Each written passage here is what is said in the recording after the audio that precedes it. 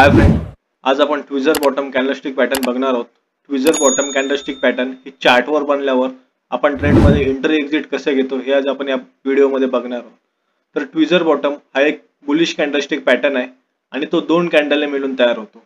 हा पॅटर्न सपोर्टवर तयार होतो आणि तो डाऊन ट्रेंडच्या शेवटी पाहायला मिळतो. या पॅटर्नमध्ये दोन्ही कॅन्डलचा लो हा सेमच असतो. या दोन कॅन्डल तयार झालेत आणि या दोन्ही कॅन्डलचा लो हा सेम आहे. हा पॅटर्न क्वचितच तयार होतो आणि जेव्हा तो तयार होतो तेव्हा मार्केटचा ट्रेंड बदलतो. तर या कंडिशन मध्ये ट्रेड मध्ये आपण एंट्री कुठे करावी? तर ट्विझर बॉटम या कॅन्डलस्टिक मध्ये दुसऱ्या ग्रीन कॅन्डलच्या हायच्या वर आपण बाय एंट्री करावी आणि त्याच कॅन्डलच्या खाली लोच्या खाली आपण स्टॉप लॉस लावावा.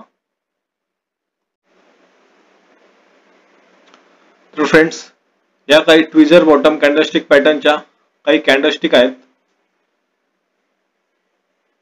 या कॅन्डल्सचा सर्व कॅन्डल्सचा लो सेमच आहे. ही कॅन्डल कशी पण बनते, चार्टवर कशी पण बनू दे, फक्त त्याचा लो हा सेमच असला पाहिजे. 1 2 3 4 5 या सर्वांचा लो सेमच आहे.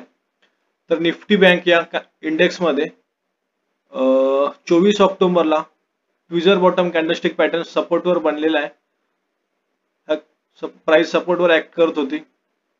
हा प्रिव्हियस डेचा क्लोजिंग पॉइंट होता. क्लोजिंग पॉइंटवर मार्केट आलं, तिथून तिथे ट्विझर बॉटम कॅन्डलस्टिक पॅटर्न तयार झालं. ट्विझर बॉटम कॅन्डलस्टिक पॅटर्न बनल्यानंतर दुसऱ्या कॅन्डलच्या हायच्या वर आपण बाय एंट्री करतो आणि त्याच कॅन्डलच्या लोच्या खाली आपण स्टॉप लॉस लावतो. त्यानंतर प्राइस अप ट्रेंडला गेलेली आहे. अगोदर डाऊन ट्रेंड चालू होतं.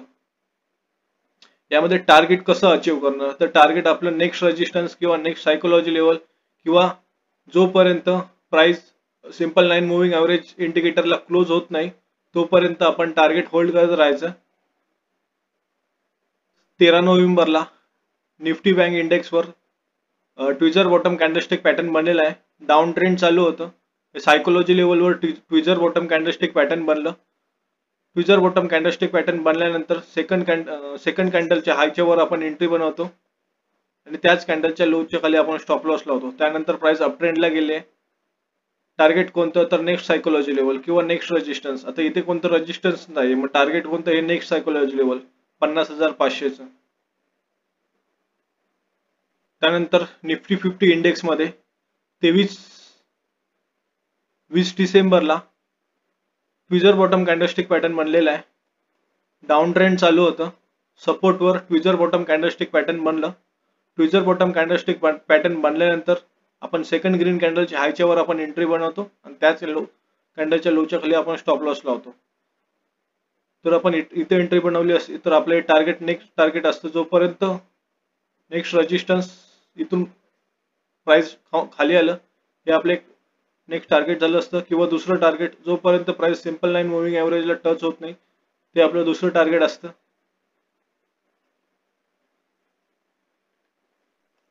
त्यानंतर निफ्टी मिड कॅप सिलेक्ट या इंडेक्स मध्ये 30 डिसेंबरला ट्विझर बॉटम कॅन्डलस्टिक पॅटर्न बनलेला आहे.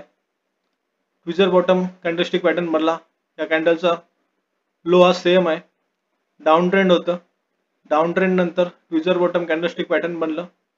सेकंड ग्रीन कॅन्डलच्या हायच्या वर आपण एंट्री आणि त्याच कॅन्डलच्या खाली आपण स्टॉप लॉस लावतो. आपला टार्गेट जोपर्यंत सिंपल नाही हा रेजिस्टन्स बनला असता आपला, हे आपलं फर्स्ट टार्गेट असतं. फर्स्ट टार्गेट असतं आणि सेकंड टार्गेट जोपर्यंत प्राइस सिंपल लाईन मूव्हिंग ॲव्हरेजला टच होत नाही तोपर्यंत दुसरं टार्गेट असतं. त्यानंतर स्टेट बँक ऑफ इंडिया या चार्ट मध्ये सपोर्टवर ट्विझर बॉटम कॅन्डलस्टिक पॅटर्न बनलेला आहे. कॅन्डल कोणतेही असो, फक्त त्यांचा लो सेम असला पाहिजे. या कॅन्डलने हा सपोर्ट घेतलेला आहे, जिथून प्राइस अप ट्रेंडला घेतला, नंतर प्राइस डाऊन ट्रेंडला आला, परत तिथेच त्याने सपोर्ट घेतला. त्या सपोर्टवर ट्विझर बॉटम कॅन्डलस्टिक पॅटर्न बनला. त्या दोन्ही कॅन्डलचा लो हा सेम आहे. त्यानंतर आपल्या स्ट्रॅटेजीनुसार सेकंड ग्रीन कॅन्डलच्या हायच्या वर आपण एंट्री बनवतो आणि त्याच कॅन्डलच्या लोच्या खाली आपण स्टॉप लॉस लावतो. तर टार्गेट नेक्स्ट रेजिस्टन्स जिथून मार्केट खाली आलं हा नेक्स्ट रेजिस्टन्स आपला टार्गेट असतं. आपली एंट्री बनली असती 740 रुपयाला. टार्गेट बनलं असतं आपलं 751 रुपयाला. या कंपनीचा हा 5 नोव्हेंबरचा चार्ट आहे. प्राइस सपोर्टवर ऍक्ट करत होती. सपोर्टवर ऍक्ट केल्यानंतर ट्विझर बॉटम कॅन्डलस्टिक पॅटर्न बनलं. दोन्ही कॅन्डलचा लो सारखाच आहे. आपल्या स्ट्रॅटेजीनुसार दुसऱ्या ग्रीन कॅन्डलच्या हायच्यावर आपण एंट्री बनवली असती, त्याच कॅन्डलच्या लोच्या खाली आपण स्टॉप लॉस लावलं असतं, तर आपली इथे एंट्री बनली असली 831 रुपयाला आणि टार्गेट बनलं असतं आपलं हे पहिलं टार्गेट 837 रुपयाला. सेकंड टार्गेट जोपर्यंत प्राइस सिंपल 9 मुव्हिंग एव्हरेजला टच होत नाही तोपर्यंत दुसरं टार्गेट असतं 847 रुपयाला. तर फ्रेंड्स, या व्हिडिओमध्ये एवढंच. भेटूया नेक्स्ट व्हिडिओमध्ये. तोपर्यंत चार्टचा सराव करत राहा.